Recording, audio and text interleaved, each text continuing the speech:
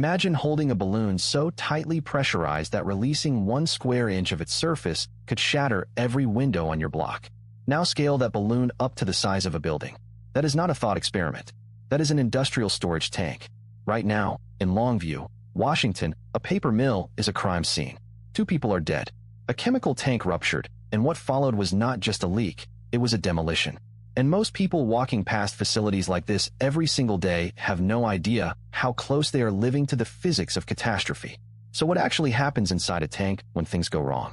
The answer involves chemistry, pressure, and a chain of events so fast and so punishing that engineers have a specific name for it.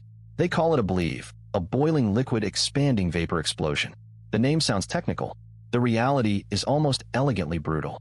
And understanding it changes how you look at every tank, every pipeline, every industrial skyline you have ever passed on a highway. Here is the first thing that will surprise you.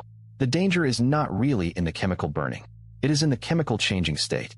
When a pressurized liquid suddenly loses the